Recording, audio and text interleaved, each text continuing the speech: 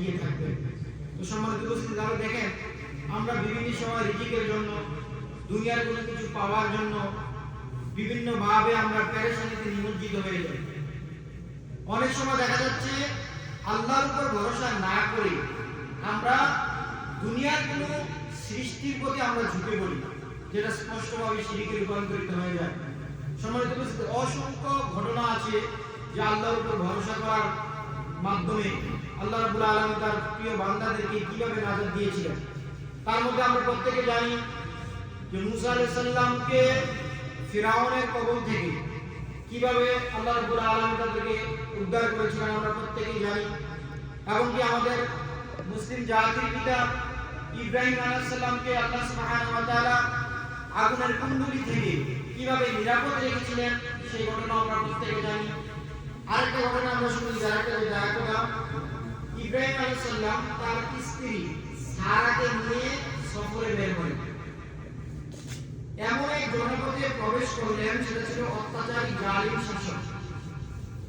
আর জালিম শাসকের এলাকায় প্রবেশ করার পরে তার সৈন্যদল ওই বাচ্চার কাছে নিয়ে খবর দিল যে ইব্রাহিম নামক এক ব্যক্তি একজন সুন্দরী রমণী নিয়ে প্রবেশ করেছে।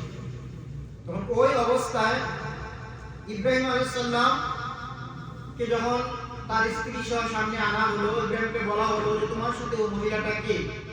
তখন ইব্রাহিম আলাইহিস সালাম বলেছিলেন সে হচ্ছে আমার বোন। একথা বলার পরে ইব্রাহিম আলাইহিস সালাম সারাকে গিয়ে লক্ষ্য করে বললেন যে সারা, আমি তোমাকে বোন বলে সম্বোধন করেছি, তোমার কাছে বলেছি বোন। তুমি জেনে রাখো যে এই জনপদের মধ্যে তুমি আর আমি ছাড়া আর কোনো মুমিন নাই, অতএব তুমি আমি দ্বীনি ভাই বোন। এই খাতিরে ইব্রাহিম আলাইহিস সালাম তার স্ত্রীকে বোন বলেছিলেন। ইব্রাহিম আলাইহিস সালাম তিন জায়গার ক্ষেত্রে সত্যটা গোপন করেছিলেন, যদিও অনেকে মিথ্যা নয়, তিনি হ্যাকপথ অবলম্বন করেছিলেন। তার মধ্যে একটা আমরা প্রত্যেকে জানি, যখন ইব্রাহিম আলাইহিস সালামের অতিসারে যখন তাকে মেলানে যেতে চাচ্ছিল, তখন তিনি বলছিলেন যে আমি যাবো না, আমি অসুস্থ। আর দ্বিতীয় যখন মূর্তিগুলোকে ভেঙে ফেলা হয়েছিল, তখন তাকে জিজ্ঞেস করা হয়েছিল মূর্তিগুলো কে ভেঙেছে। তখন সে বলছিল আমি ওপরে কিছু বলি না, যে তোমাদের মধ্যে যে মূর্তির মধ্যে সবচেয়ে বড় তাকে জিজ্ঞেস করো। আর তৃতীয় হচ্ছে এটা জনপদ তার স্ত্রীকে আছে তিনি বোন বলে সম্বোধন করেছিলেন।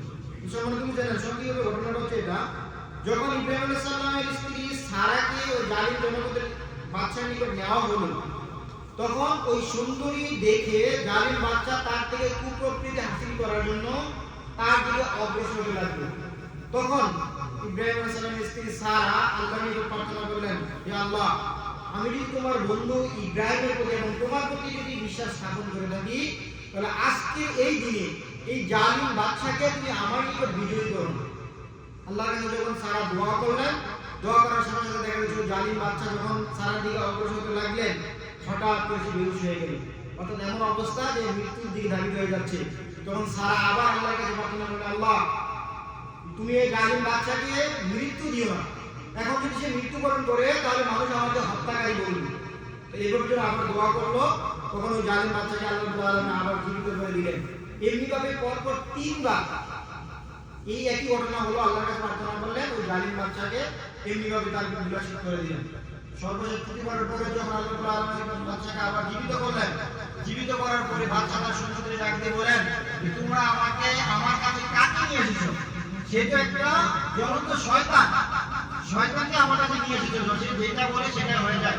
অর্থাৎ আমার নিকট থেকে তাকে দূরে সরে নিয়ে যাও এবং ইব্রাহিম আলাইহিস সালামকে দিয়ে দিলেন। এবং পরক্ষণে খুশি হয়ে ইব্রাহিম আলাইহিস সালামের জন্য আরেকজন দাস, যেটা তার দ্বিতীয় স্ত্রী যেটা হাজেরাকে তার খেদমতকারী হিসাবে ইব্রাহিম আলাইহিস সালামকে হাদিয়া দিয়ে দিলেন।